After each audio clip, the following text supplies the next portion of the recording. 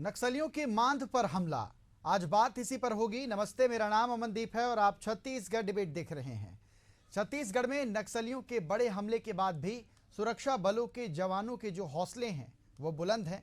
केंद्र और राज्य सरकार के नक्सल मुक्ति के संकल्प और 9 जवानों के बलिदान का बदला लेने के इरादे से डीआरजी और कोबरा के जवानों ने इस बार हिडमा के गढ़ पर धावा बोल दिया है। सुरक्षा बलों के हमले में हिडमा बटालियन के 3 नक्सलियों के ढेर होने की सूचना है। दरअसल केंद्रीय गृह मंत्री अमित शाह ने शासन, प्रशासन और सुरक्षा बलों को मार्च 2026 तक नक्सल मुक्ति का टास्क दिया है। इसके तहत नक्सलियों के आत्मसमर्पण और मुख्य धारा में नहीं लौटने की स्थिति में सुरक्षा बलों को सीधी कार्रवाई की खुली छूट दी गई है। केंद्रीय गृह मंत्री शाह के ऐलान के बाद सुरक्षा बलों के जवानों ने ताबड़तोड़ एक्शन लेकर नक्सलियों को बैकफुट पर ला दिया है। माना जा रहा है कि सुरक्षा बलों की कार्रवाई इसी तरह जारी रही तो प्रदेश में नक्सलियों का नाम लेवा नहीं रहेगा। आइए इस पर चर्चा शुरू करते हैं, लेकिन इससे पहले नेतागण क्या कह रहे हैं ये सुन लेते हैं। में ना एक प्रोसीजर ही बनाकर रखे हैं। हर महीने के दूसरे या तीसरे बुधवार को आईजी ऑफिस में वो पहुंचेंगे, आईजी बैठकर उनसे चर्चा करेंगे और वीडियो कॉन्फ्रेंसिंग भी उस समय एसपी से वो कर सकते हैं। ये रेगुलर हो गया है, मतलब उनको अलग से भटकने, कहीं आने जाने, किसी अनिर्धारित तिथि पर आने जाने के लिए की आवश्यकता नहीं है। वो निर्धारित तिथि पर निर्धारित स्थान पर जाकर अपनी बात कह सकते हैं। और ये जो घटनाएं हुई हैं इसकी अनुकंपा नियुक्ति जो परिवार की आशाएं हैं उसके अनुरूप होंगे। आने वाले समय में चूंकि अन्य किसी विभाग में शहीद होते नहीं हैं, तो शहीदों के लिए सरकार के प्रति के मन में बहुत ही श्रद्धा है और बहुत अच्छे ढंग से इस बात को आगे भी किया जाएगा। जिस तरह से नक्सल घटना घटी है, निश्चित रूप से बड़ा दुखद खबर है, लेकिन कहीं न कहीं सरकार की नक्सल नीति स्पष्ट नहीं है और साथ ही कहीं न कहीं सरकार की विफलताओं की वजह से ये घटना घटी है, क्योंकि कहीं न कहीं बड़ी चूक हुई है और कहाँ चूक हुई है ये एक जांच का विषय है। क्योंकि सरकार जिस मोर्चे पर काम कर रही है, मुझे लगता है कि बड़ा बहुत ही ओवर कॉन्फिडेंस में है, जबकि बस्तर की परिस्थितियाँ उतनी अनुकूल नहीं है। भौगोलिक दृष्टि से कठिन परिस्थितियाँ हैं। इन परिस्थितियों में बहुत ही सावधानी और प्लानिंग की आवश्यकता है। कहीं न कहीं सरकार उसमें विफल साबित हुई है। और चलिए इस पर चर्चा को आगे बढ़ाते हैं। हमारे साथ खास मेहमानों का पैनल जुड़ गया है। परिचय मैं आपका करा देता हूं। वरिष्ठ पत्रकार हमारे साथ के सिकंदर सर हैं। सर, बहुत स्वागत है आपका। बीजेपी प्रवक्ता वासु शर्मा जी हमारे साथ जुड़ गए हैं। सर, आपका भी बहुत स्वागत है। और अनिल सिंह चौहान, कांग्रेस प्रवक्ता, हमारे साथ जुड़े हुए हैं। अनिल जी, आपका भी बहुत स्वागत है। आप तीनों से मैं चर्चा करूंगा, लेकिन इससे पहले मैं अपने सहयोगी प्रशांत गजभिये के पास जाना चाहता हूँ, क्योंकि बस्तर से हैं और बस्तर की परंपरा, बस्तर के लोगों को, बस्तर के आदिवासियों को बहुत अच्छी तरीके से समझते हैं। प्रशांत, नक्सलियों के मांद में जाकर अब जवान हमला कर रहे हैं। 3 नक्सलियों के मारे जाने की खबर है। बदला यहां पर हमारे जवानों ने लिया है। मार्च 2026 की डेडलाइन वैसे ही दे दी गई है। क्या लग रहा है इस पर कि बहुत जल्द बस्तर अब नक्सलवाद से मुक्त होगा? देखिए, बस्तर होगा या नहीं, ये तो मार्च 2026 की तिथि जो दी गई है उस पर उसके बाद ही स्पष्ट हो पाएगा। लेकिन जिस तरीके से लगातार पुलिस एनकाउंटर्स कर रही है, अब जो है नक्सलियों के कोर इलाके में घुस रही है, ऐसे इलाकों में घुस रही है जहां तक पहुंच पाना भी कभी पुलिस जवानों के लिए संभव नहीं हो पाया करता था। लेकिन अब उन इलाकों में पहुंच भी रही है, पहुंचने के साथ साथ मुठभेड़ भी कर रही है और मुठभेड़ में सफलता भी हासिल कर रही है। 2024 इसका सीधा उदाहरण है। जिस तरीके से 250 से अधिक नक्सलियों को मार गिराया गया और अब जनवरी शुरुआत हुई है 2025 की और शुरुआत से ही लगातार जो है अब ऑपरेशन शुरू हो गए हैं और लगातार अब उन इलाकों में घुस रही है पुलिस जहां पर नक्सलियों की पैठ काफी ज्यादा हुआ करती थी। नक्सली अब उन इलाकों में ही सिमट कर रह गए हैं और इलाकों में अपने अबुझमाड़ कह ले या फिर वो इलाका नक्सलियों का सुकमा जिले का जहां पर हिडमा रहा करता है, जो नक्सलियों की बटालियन रहा करती है, उन इलाकों में पहुंच रही है। तो बिल्कुल कहा जा सकता है कि इफेक्टिव लड़ाई और निर्णायक लड़ाई जो है वो तो बिल्कुल लड़ी जा रही है और लगातार जो है इसमें सफलता भी हासिल किया जा रहा है। अब इस बीच में छुटपुट घटनाएं इस तरीके से भी होंगी जिस तरीके से हमने देखा कि 2 दिन पहले एक ब्लास्ट जो है नक्सलियों ने किया। तो नक्सली अब आमने सामने की लड़ाई से बचते हुए भी नजर आ रहे हैं और खौफ ज्यादा भी है कि अब आमने सामने की लड़ाई अगर वो लड़ते हैं तो कहीं ना कहीं उनको काफी ज्यादा नुकसान हो रहा है और उससे जो है नक्सल संगठन काफी कमजोर भी पड़ रहा है। ऐसे में अब वो एक सॉफ्ट टारगेट तैयार कर रहे हैं आईडी बम को। आईडी बम से वो एक आदमी या फिर दो नक्सली जो है वहां पर मौजूद रहते हैं और कमांड आईडी से ब्लास्ट करते हैं और जवानों को बड़ा नुकसान पहुंचाने का प्रयास करते हैं। इसी जो आईडी है, आईडी एक मात्र जरिया बच गया है नक्सलियों के लिए अब अपनी दहशत को बचाए रखने के लिए, क्योंकि जवानों के पास जो बम डिटेक्टर है वो बम डिटेक्टर सिर्फ मात्र जो है वो 1.5 फीट से जो गहराई है वहां तक की जो है उसको डिटेक्ट कर पाता है। उसके गहराई में अगर बम को रखते हैं नक्सली तो वो डिटेक्ट नहीं कर पाता। तो इसलिए आईडी जो है वो एक कारगर हथियार साबित हो रहा है नक्सलियों के लिए, लेकिन उसके लिए भी लगातार जो है बीजापुर, सुकमा, नारायणपुर, दंतेवाड़ा जैसे अंदरूनी क्षेत्रों में लगातार बिल्कुल प्रशांत, मेरा एक सवाल है आपसे। प्रशांत, मेरा ये सवाल है आपसे, नक्सलियों को आईईडी मिलती कहां से है? इतने ऑटोमेटिक हथियार कहां से नक्सलियों के पास आ जाते हैं? देखिए, नक्सलियों की आईडी जो है वो जो बारूद लूट कर लेकर गए थे, जिस तरीके से हमने देखा था कि 2017 में एक बड़ी मात्रा में एनएमडीसी जो किरेडुल में है, बेलाडीला में है, वहां से नक्सलियों ने बारूद लूटा था और वो बारूद जो है लगभग अभी तक उपयोग में लाया जा रहा है, क्योंकि जितना भी बारूद अभी तक उपयोग हुआ है, ब्लास्ट जितने भी हुए हैं, उन ब्लास्ट में जितने भी बारूद उपयोग हुए हैं वो बताया जा रहा है कि वही बारूद है। साथ ही साथ कई बार जब नक्सलियों का जो कैंप होता है, उस कैंप में जब छापेमारी की कार्रवाई की जाती है, उस दौरान जो बारूद बरामद होते हैं, तो बारूद जो है जो नक्सलियों ने लूट रखा है, उन बारूदों का उपयोग जो है वो लगातार कर रहे हैं। और ऐसा नहीं कि नक्सली आज या कल इस तरीके से जो है आईडीज को लगाते हैं। नक्सली देशी स्टाइल में बम तैयार करते हैं, उनकी खुद की फैक्ट्री है, वो खुद जो है जंगलों में इस तरीके का बम बनाते हैं। बिल्कुल बिल्कुल प्रशांत, बिल्कुल। चलिए, हमारे साथ जुड़ने के लिए, हमें समय देने के लिए बहुत शुक्रिया। और आपने जो बातें बताई हैं, अब डिबेट पर भी चर्चा कर लेते हैं। मेहमान तो हमारे साथ जुड़े हुए ही हैं। मैं सबसे पहले वासु शर्मा जी आपके पास आऊँगा। बड़ा आरोप मैं भी सुन रहा था प्रदेश कांग्रेस कमेटी के अध्यक्ष दीपक बैज जी को।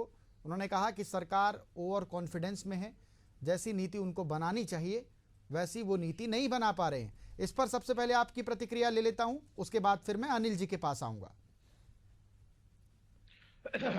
अमनदीप जी, अब देखिए, कांग्रेस के प्रदेश अध्यक्ष जो हैं उनके पास कुछ है नहीं बोलने के लिए। तब वो नक्सली जो कायराना करतूत करते हैं और जवान जो रिप्लाई करते हैं उसको ओवर कॉन्फिडेंस कह रहे हैं। ये ओवर कॉन्फिडेंस नहीं अमित, ये दृढ़ इच्छा शक्ति है। देश का गृह मंत्री जब कहता है कि मार्च 2026 में नक्सली हम समाप्त कर देंगे, तो ये दृढ़ इच्छा शक्ति को दिखाता है कि सरकारें और हमारे आर्मी फोर्स दृढ़ इच्छा शक्ति के साथ उस मजबूती से उस फील्ड में उतर के लड़ाई लड़ रही है। जैसे आपके रिपोर्टर ने भी कहा, क्योंकि वो रिपोर्टर उस इलाकों में घूमते हैं, प्रशांत जी जो भी कह रहे थे, नक्सली जो है अब जो है नक्सली की और आर्मी फोर्सेस की लड़ाई है उनके कोर इलाकों में चली गई है। नक्सली अब फेस टू आमने सामने की लड़ाई से बच रहे हैं। अब लेकिन अमनदीप जी देखेंगे, अब लड़ाई जो है निर्णायक मौके पर पहुंच गई है। अब जो है उनके इलाकों में हमारे आर्मी के जवान घुस रहे हैं और जाके उन पे एनकाउंटर कर रहे हैं। जैसे कल आज ही तीन लोगों को एनकाउंटर किया और लगातार ऑपरेशन चलाए जा रहे हैं। जो हमारी डेडलाइन है वो हमारी दृढ़ इच्छा शक्ति है और हम ऐसे ही नहीं इसको 2026 डेडलाइन तय कर दिया। आपने 2014 के पहले देखा होगा, ये नक्सली कहते थे कि हम पशुपति टू तिरुपति एक कॉरिडोर बनाएंगे, घना जंगल। लेकिन उसके बाद से जब से प्रधानमंत्री मोदी जी की सरकार केंद्र सरकार बनी है, तो आपने देखा होगा उड़ीसा, बिहार, झारखंड, आंध्र प्रदेश, आज तेलंगाना, महाराष्ट्र, आजकल गढ़चिरौली में तो नक्सली का सफाया हो गया। देवेंद्र पंडित जी विकास की बातें कर रहे हैं। तो लगातार स्टेट वाइज स्टेट ये नक्सली को खात्मा किया जा रहा है। और छत्तीसगढ़ की भी कुछ एक जिलों में डेडलाइन तय की गई है कि मार्च 2026 तक हमको इनको हटाना है। ये कोई राजनीति का विषय नहीं है मंडी जी, ये छत्तीसगढ़ के लिए नासूर बन के रहा हुआ है। जब ये पूरी तरीके से हटेगा तो छत्तीसगढ़ में बस्तर एक ऐसा जगह है जहां पर्यटन की अनेकों संभावना है, अनेकों विकास के कार्य किए जा सकते हैं। मुझे लगता है इसमें राजनीति करने की जरूरत नहीं है, कांग्रेस को भी इसमें साथ देना चाहिए। हमारे ये कोई सरकारें नहीं करती है, देश के वीर जवान हैं जो नक्सली को सफाया करने का काम कर रहे हैं। चलिए ठीक है वासु जी, मैं अनिल जी आपके पास आना चाहूँगा। सरकार जो नक्सल उन्मूलन नीति को लेकर कार्य कर रही है, जो लगातार हम नक्सलियों के मान में जाकर नक्सलियों पर हमला कर रहे हैं, क्या ये संतुष्ट है? सरकार को और भी कुछ करना चाहिए और लोकतंत्र में विपक्ष की महत्वपूर्ण भूमिका होती है। अगर सरकार अच्छा कार्य कर रही है तो क्या विपक्ष इसका साथ देगी? अमनदीप जी, आपको और साथी पैनलिस्टों को और एशियन न्यूज के विद्वान दर्शकों को मेरा नमस्कार। देखिए, ये जो नक्सल नीति पर वासु जी ने अंतिम में जो लाइन कही, उसके लिए मैं उनको साधुवाद भी दूंगा, क्योंकि भारतीय जनता पार्टी के बहुत कम नेता और प्रवक्ता बोल पाते हैं कि ये सरकारें नहीं करती, हमारे जवानों का हौसला करता है और जवानों के बल पर ये नक्सल मुक्त की ओर हम बढ़ रहे हैं। लेकिन एक बड़ा सवाल ये है अमनदीप जी कि जो जवान अबुझमाड़ में ऑपरेशन के लिए गए थे, उनके लौटते समय कई बार आईजी से लेकर डीजी तक ये बयान दे चुके हैं कि ऑपरेशन से लौट रहे जवानों पर अब हमले नहीं हो सकते, हम बहुत इंटेलिजेंस को अलर्ट रखेंगे और इस तरह की घटनाएं नहीं होंगी। ये बहुत दिनों बाद इस तरह की घटना हुई कि ऑपरेशन से लौट रहे जवानों पर घात लगाकर हमला किया नक्सलियों ने। रोड ओपनिंग पार्टी, इंटेलिजेंस का फेलियर तो है। जो माननीय प्रदेश अध्यक्ष दीपक बैज जी कह रहे हैं कि आप अति आत्मविश्वास में कहीं ना कहीं इंटेलिजेंस को शिथिल कर दिए या उसकी बात को इग्नोर किए, तब यह घटना हुई। मेरा कहना अमनदीप जी ये है कि एक एक जवान की जान भी कीमती है, हमको जरा भी शिथिल नहीं होना है। अगर हम एक भी जवान खो देते हैं तो बहुत बड़ी क्षति है राज्य की, राष्ट्र की, हमारी भूमि की, तो हमको उसके लिए बहुत अलर्ट रहना चाहिए। सरकार को खुले मन से बात स्वीकार करनी थी कि कहीं ना कहीं इंटेलिजेंस का जो इस्तेमाल होना था, चाहे मैदानी इलाकों में आप ले लो, कलेक्टर एसपी का कार्यालय जलना है, बड़े बड़े आपराधिक वारदात हो रही हैं, कहीं अधिकारी मार खा रहे हैं, कई प्रकार की चीजें चल रही हैं। तो देखिए, सरकार इंटेलिजेंस का वो इस्तेमाल नहीं कर पा रही है जो होना चाहिए। एक पॉइंट हमारा ये था। दूसरा, देखिए, कल भी मैं इस विषय पर बहुत एक अच्छे चैनल पर बैठा था, गंभीर चर्चा हो रही थी। भारतीय जनता पार्टी से विद्वान प्रवक्ता निशिकांत जी बैठे थे, निशिकांत दुबे जी। उन्होंने कहा कि नक्सली जो हैं, जिन्होंने वारदात को अंजाम दिया है, जवान मारे गए हैं, उनके पूरे परिवार को खत्म कर देना चाहिए, उनके घर में दिया जलाने वाला नहीं बचना चाहिए। मैंने आपत्ति की। देखिए, मैं नक्सलियों का शुभचिंतक नहीं हूं, लेकिन अगर उनके परिवार को खत्म कर दिया जाए, उनके यहां दिया जलाने वाला नहीं बचना चाहिए, तो तालिबानी राज हो जाएगा ना। कई जगह मैंने देखा है अमनदीप जी कि एक भाई नक्सली हो गया और दूसरा भाई धुर विरोधी है नक्सलवाद का, वो विकास की धारा में जुड़ा हुआ है, वो चाहता है कि ऐसा ना हो। उसके छोटे छोटे बच्चे हैं, हो सकता है कि अच्छे नागरिक बने, पर ये स्टेटमेंट देना एक लोकप्रिय चैनल पर बैठ के कि उसके परिवार को खत्म कर देना चाहिए, और अगर कांग्रेस की इसका विरोध कर रही है तो कांग्रेस नक्सलियों की समर्थक है, कांग्रेस के प्रवक्ता नक्सलियों के समर्थक हैं, ये लोग देशद्रोही हैं। निशिकांत जी बहुत भड़क गए थे मेरे ऊपर, लेकिन मैं आज भी अपने उस स्टेटमेंट पे कायम हूं कि अपराधी जो व्यक्तिगत नक्सली है, उसको आप कड़ी से कड़ी सजा दीजिए, उसमें हम बिल्कुल साथ हैं। सरकार के फोर्स के जवानों के अदम्य साहस को हम प्रणाम करते हैं, लेकिन उसके परिवार को बिना जाने समझे, जो लोग अच्छे हो सकते हैं, कुछ लोग उनके बच्चे हो सकते हैं जो अच्छे नागरिक बिल्कुल सही बन कह रहे हैं सकते आप अनिल जी, मैं भी समर्थन करता हूं इस बात का। ये तरीका भाजपा के कई नेताओं ने बयान दिया, इस पर हमारी आपत्ति है कि ये नहीं होना चाहिए। फर्जी एनकाउंटर, चलिए ठीक है, लेकिन आपने इंटेलिजेंस की बात की है, मैं वासु जी के पास चला जाता हूं। वासु जी, सरकार इंटेलिजेंस का अच्छे तरीके से उपयोग नहीं कर पा रही है, ऐसा अनिल जी ने कहा है। जवान जब थक कर वापस आ रहे थे, इसके बाद आईडी प्लांट कर जब जवानों को उड़ा दिया गया, जवान शहीद हो गए, ये बड़ी चूक हुई। और दंतेवाड़ा एसपी ने भी इस बात को माना कि चूक हुई है, गलती हुई है, लेकिन गलती अब जब अधिकारी ये भी कह रहे हैं कि अब गलती नहीं होगी, लेकिन सवाल ये उठता है कि अक्सर ऐसी घटनाएं होती, आईईडी 1 या 2 दिन में प्लांट नहीं हुआ होगा, उस पर घासें उग गई थी। अब ये इतनी पुरानी बात रोड इंटेलिजेंस के दिमाग से कैसे निकल जाती है, कैसे वहां पर जांच की जाती है, ये संदेह के थोड़े से घेरे में आता है और इस पर लगता है कि बात होनी चाहिए। वासु जी, जवाब दीजिए। देखिए अमनदीप जी, देखिए निश्चित तौर पे इस बात को कोई नहीं कह सकता, कहीं ना कहीं पर चूक हुई थी। चूक होने के बाद निश्चित तौर से वो जब अबू जमार के जंगल से एनकाउंटर करके लौट रहे थे, 72 घंटों का ऑपरेशन चला, वो लौट रहे थे, तो कहां पे चूक हुई इसकी जांच हो रही है। जांच होती, ऐसा नहीं कि पहली बार आईडी ब्लास्ट से हमारे जवान शहीद हुए, इससे पहले भी कई बार हुआ है। उसकी निश्चित तौर पे कहां पे खामियां रह गई, क्या हुआ, ये तो सब जांच के बाद पता लगेगा कि किस प्रकार से ये गलतियां हुई हैं, उसको सुधारने का काम होगा। अब जो हुआ है उसको हम पकड़ के बैठे रहेंगे तो नहीं होगा, हमको आगे सुरक्षित रखना है अपने जवानों को, आगे प्लानिंग के तहत काम करना है, आगे हमको ये देखना है कि आगे इस प्रकार की दुर्घटना ना हो और हमारे जवान शहीद ना हो। इस प्रकार की जो फॉलोइंग और जो ऑपरेशन है उसको अच्छे से करना है, इस प्रकार की जो योजनाएं हैं। और कल ही गृह मंत्री जी ने एक हाई लेवल मीटिंग की है अपने अधिकारियों के साथ, सारे डीजी से लेके सारे लोग के साथ बैठक की है उन्होंने, और सारे विषयों में अमनदीप जी उसमें खुलकर चर्चा हुई है। जहां तक बात आ रही थी कि अनुपमा नियुक्ति की, जो जवानों के लिए जो शहीद हो जाते हैं उनके परिवारों को जल्द से जल्द उनको अनुकंपा दी जाए, लेट लतीफ ना हो, इसकी भी बात उस मीटिंग के अंदर हुई है और उनके लिए अलग से और बनाने की बात कही गई है। तो निश्चित रूप से सारे विषय के ऊपर सरकारें ध्यान दे रही है और ऐसी चूक ना हो यार, ये भी ध्यान दिया जा रहा है। लेकिन कहीं ना कहीं पर अगर कुछ गड़बड़ियां हुई है तो निश्चित रूप से इसको सुधारा जाएगा और आगे बढ़ा जाएगा, क्योंकि हमको जवानों के हौसलों को हारने नहीं देना, जवानों के साथ खड़े रहना है और जवानों के लिए सुरक्षा का इंतजाम करना है और उनके लिए सारी व्यवस्था भी करनी है। बिल्कुल ताकि हम बिल्कुल वासु जी, ये बड़ी अच्छी बात आपने कही है। और इसी बात को लेकर मैं अभी अनिल सिंह जी के पास जाना चाहूंगा। चौहान साहब, आपसे मेरा सवाल है, सरकार नक्सल उन्मूलन को लेकर कार्य कर रही है। वासु जी ने अभी ये बात कही है कि अब हमको एक्टिव रहना है, अब जो घटनाएं हो चुकी हैं वो दोबारा ना हो, इस पर ध्यान देना। अब जो हो गया सो तो हो गया, लेकिन इस पर अब मुझे लगता है कि ये बहुत अच्छी बात होगी कि विपक्ष भी इसका साथ दे। इस मसले पर राजनीति नहीं होनी चाहिए। और क्या मैंने ये सवाल आपसे पहले भी कहा था कि अगर सरकार नक्सल उन्मूलन के मोर्चे पर बेहतर कार्य करती है, हमारे जवान बेहतर कार्य कर रहे हैं, मांद पर जाकर नक्सलियों से लोहा ले रहे हैं, तो क्या इस विषय पर विपक्ष सरकार का साथ देगी? देखिए, मैंने पहले भी कहा अमनदीप जी, हम जवानों के हौसले को हमेशा सलाम करते हैं।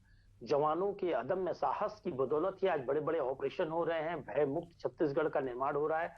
लेकिन एक महत्वपूर्ण मसला यह है अमनदीप जी कि जैसे भूपेश बघेल जी की सरकार में नक्सल पुनर्वास नीति बनी, सवाल यह है कि जवानों के शस्त्र बस से हम शांति स्थापित नहीं कर सकते। हमको एक पॉलिसी बनानी होगी। हमको बस्तर और वनांचल के लोगों में विकास और विश्वास का वातावरण पैदा करना होगा। वहां के आम नागरिक को लगना चाहिए कि डेमोक्रेसी सही है, ये सरकार सही है, तब जाकर हम नक्सलवाद को जड़ से मिटा पाएंगे। नक्सलवाद एक्चुअली एक दूषित विचारधारा है, वह विचारधारा जो लोकतंत्र पर अटैक करती है।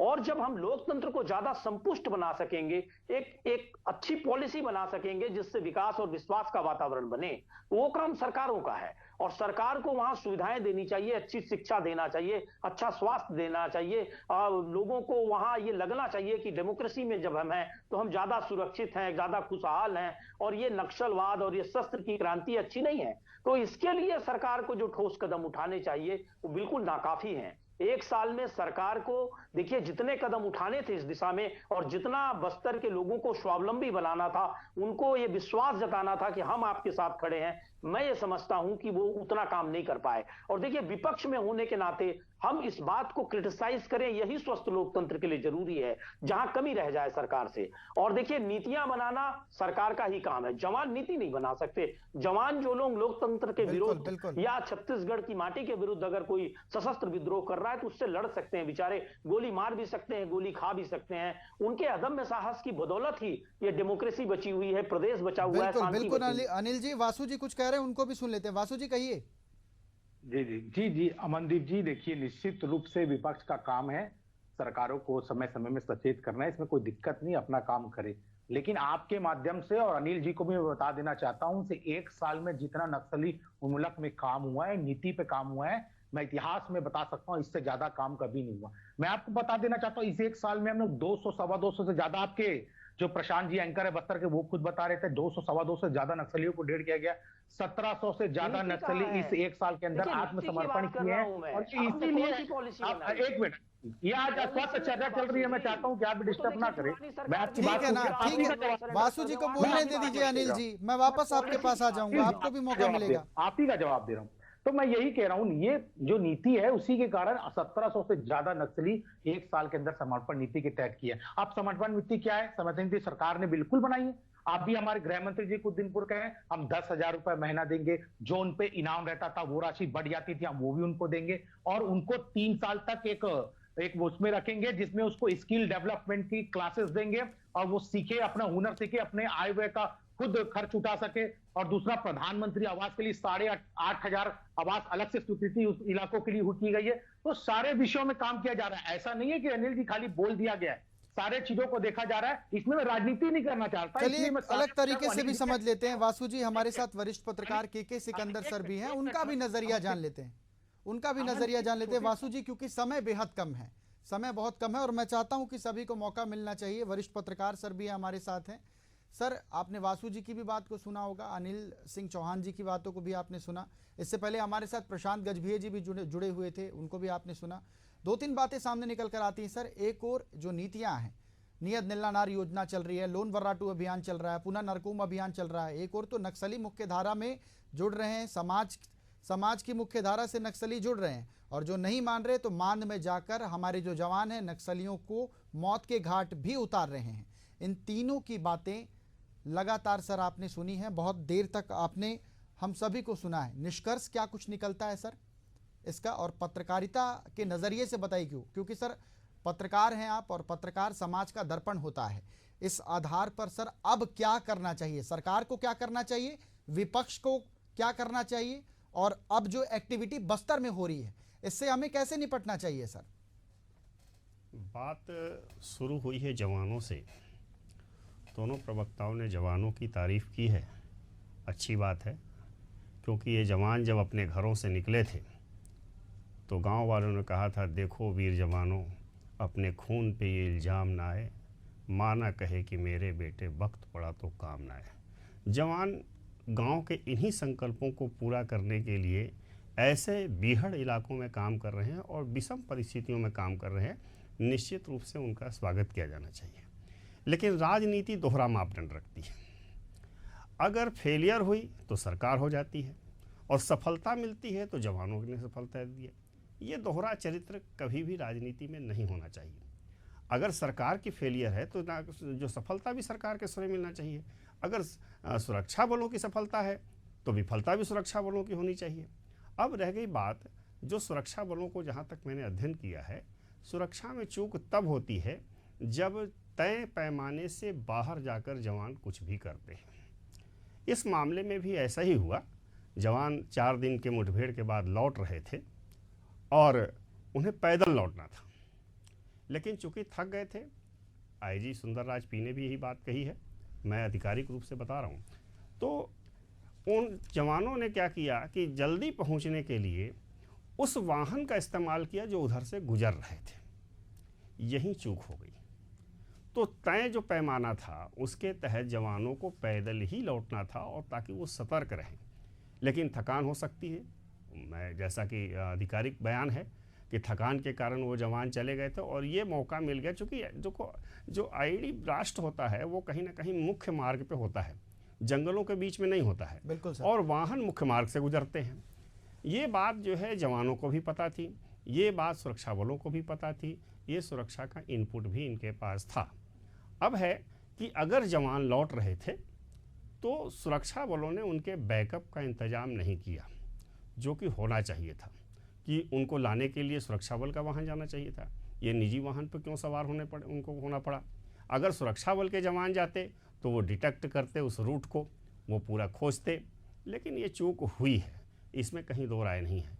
रह गई बात सरकार की नीति का, तो मुझे जहाँ तक पता है, केंद्रीय गृह मंत्री जब अमित शाह आए थे तो उन्होंने क्लियर कर दिया था, 3 चीज़ें उन्होंने कही थी कि नक्सली आत्मसमर्पण करें और मुख्य धारा में लौटें। अगर वो ऐसा नहीं करते तो सेना और सुरक्षा बल के जवान स्वतंत्र हैं कि उनको मार गिराएं। तो जब उन्होंने आत्मसमर्पण और मुख्य धारा में लौटने की बात कही थी तो इसमें सही है, उसमें पुनर्वास की भी बात थी, और पुनर्वास की कोई नीति बंद हुई है ऐसा मेरे निगाह में नहीं है। मुझे नहीं मालूम कि प्रवक्ता ये कैसे कह देते हैं कि पुनर्वास की नीति नहीं चल रही है। ना पूना नार की भी बात थी, और पुनर्वास की कोई नीति बंद हुई है ऐसा मेरे निगाह में नहीं है। मुझे नहीं मालूम कि प्रवक्ता ये कैसे कह देते हैं कि पुनर्वास की नीति नहीं चल रही है। ना पूना नारकोम बंद हुआ है, ना लोन वर्राटू बंद हुआ है, ना निन्यार बंद हुआ है, बल्कि उल्टे पीएम आवास की बात और जो नक्सली समर्पण करेंगे उनके स्किल डेवलपमेंट की बात कही गई है। तो सरकार तो नीति पे चल रही है। चूक जब भी होती है सुरक्षा बल के जवान अगर तय पैमाने से बाहर जाकर इस तरह की हरकत करेंगे, क्योंकि मैं सीमा पर भी मैं रहा हूँ, लंबे समय तक मैं रहा हूँ, मुझे पता है कि तभी सुरक्षा बल के जवान को नुकसान होता है जब तय पैमाने से और निर्धारित रूट से अलग वो कुछ अपनाते हैं। इसलिए सेना के जवानों, सुरक्षा बल के जवानों में महत्वपूर्ण बात है कि ये सुरक्षा बल के जवान डीआरजी के जवान हैं, कोरवा हैं, या